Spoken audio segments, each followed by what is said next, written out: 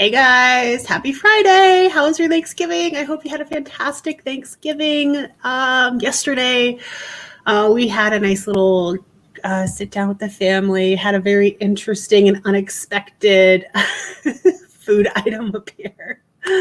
Um, Anyways, I wanted to go live and say hi to you guys and send you a reminder for the Unstoppable Service Dog Workshop, which is actually coming up. Now, I don't want to just go off on a tangent and be like, oh, join the workshop, da da da da, especially if it doesn't apply to you, right? If it doesn't apply to you, this is not for you. But if you have a dog that pulls on leash, listen up.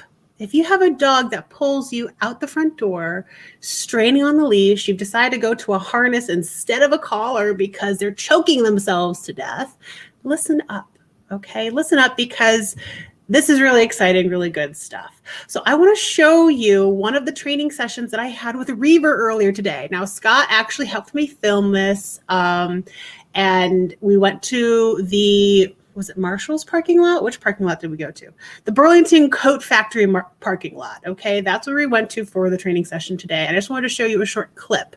It's only a minute long, and it's something that I am very, very proud of with Reiver, because his healing for service dog work, he's not going to be a service dog. He's my demo dog to help you guys train your own service dog. But the healing training, guys, it is so beautiful, and it's out in real reality. So let me shut up and let me just show you what it looks like. Okay, now let me get onto my software and remove. Here we go. Here I am. Now you can see me. I'll close my windows. Okay, now you can really see me. Okay, so this was the ending of the training session. Let me bring it up here. And when I'm doing healing, right, I take a lot of foundation behaviors before I do this. So we're gonna watch it one time through. Your jaw is going to drop, and then I'm going to tell you more about it, and we'll watch it again. Okay, so here it is, 1 minute through. Now, as you can see, no harness. It's not even a flat collar. I train my service dogs on a martingale because when they're doing healing the right way, it feels like they're naked. They're invisible next to you. Okay, that's why I like to use martingales, and I also really like to loosen my martingales up. I like to make them super, super loose, because when they close, it's adjustable. When they close, I don't want it choking my dog. Okay, your dog should not be choking if you're training your dog. Dogs should not be choking when training. It's like if you're in the classroom and your teacher's trying to teach you, but they have a noose around your neck and you're choking them. Like that's not a good, conducive learning environment. Okay. What a handsome man. He's all leg, isn't he?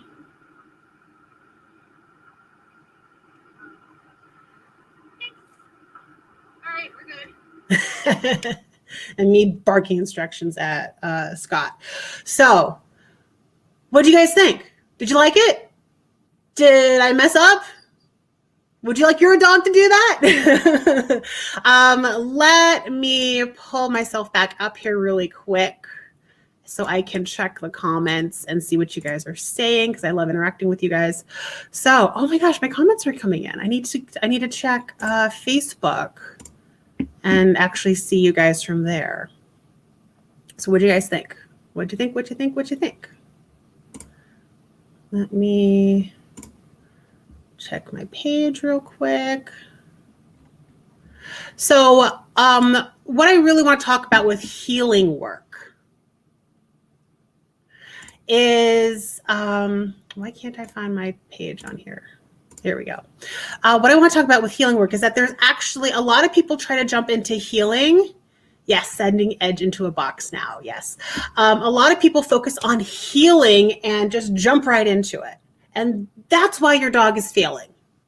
Okay. Number one reason that is why your dog's failing. I will talk more about it in the Unstoppable Service Dog Workshop, but just know that if you try to jump right into it, that's why your dog is failing. And that's why you're doing pet dog training, not service dog training. Okay, so if you want to do service dog training, you have to put in the foundations in order to get a really stellar heel. Now, right here, this is a great heel for Reiver, but I'm still not satisfied with it, because max, he can take like 6 steps before we have to restart for the next, I guess, round, the next treat. I like to have the food faded out way much more than this is. But again, he's like 18 weeks old, right? He's doing fantastic for his age. And I'm not worried about that right now because that will come with time and as we practice, all right? We will parse the reinforcement out enough that it's not going to be an issue. So if you guys are interested in learning this, make sure you register for the workshop. And you know what? I didn't put in the description. I will, when the broadcast is over, I will put the link in the description above or below, depending if you're on Facebook or YouTube, to the Unstoppable Service Dog Workshop registration page.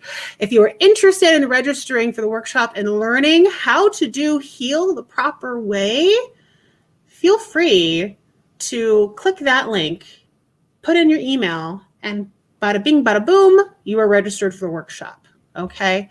I have a question here from Indy. Now, do you teach to walk on either side? Yes, I do. However, I do primarily focus on my right.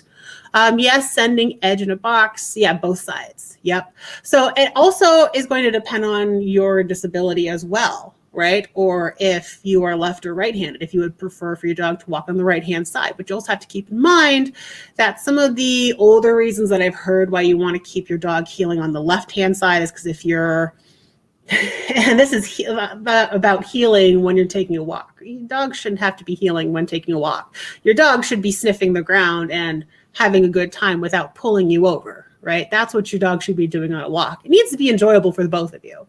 But one of the common arguments is that your dog's on your left-hand side, and if you're walking down the street and traffic is naturally going to face and go the opposite direction of you. So you want to be, so it's a safety thing where you want to be between your dog and the street, right? That's an argument that I've heard before, why you want your dog on your left side rather than your right side.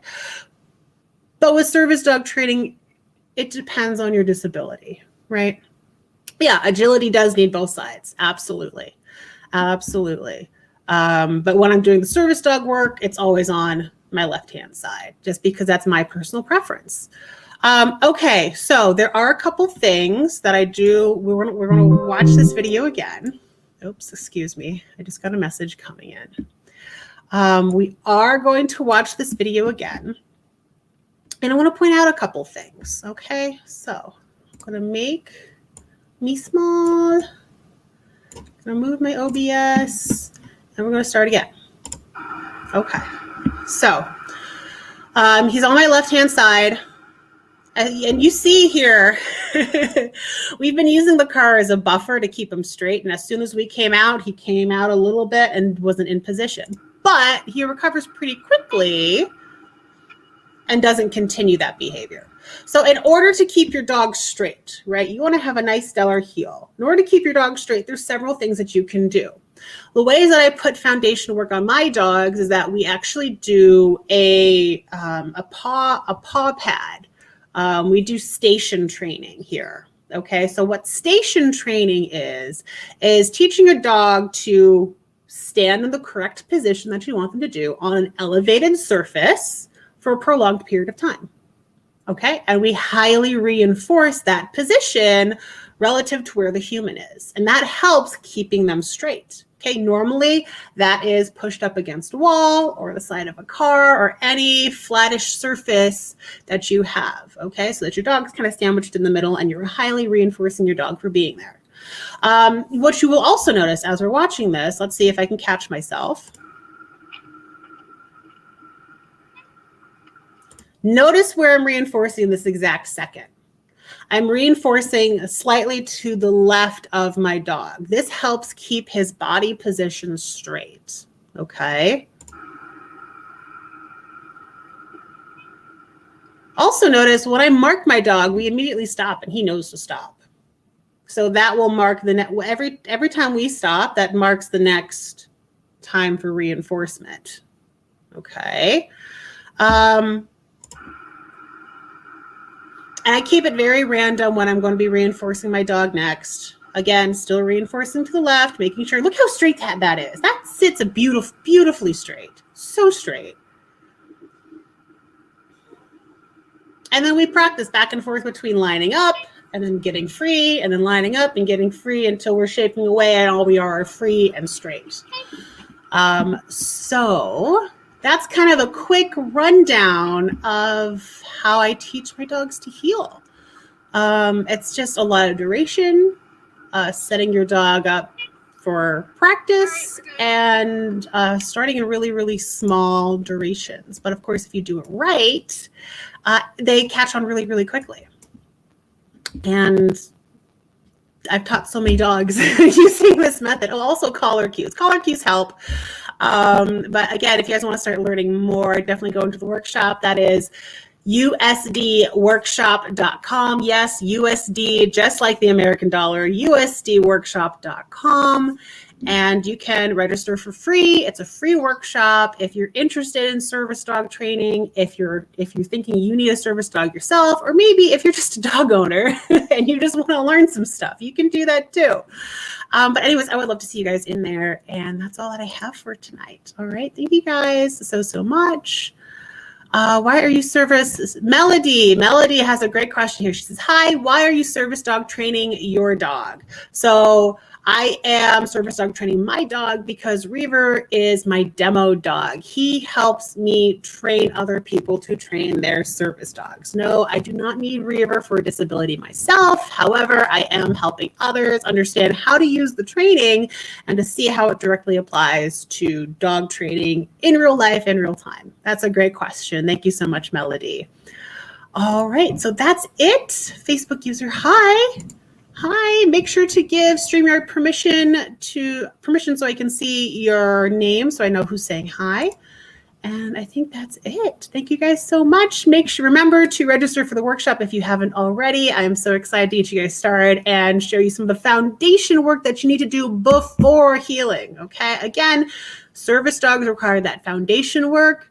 Most people end up failing with healing and not pulling because they try to jump right into it and they don't put those needed foundations to build the house up on.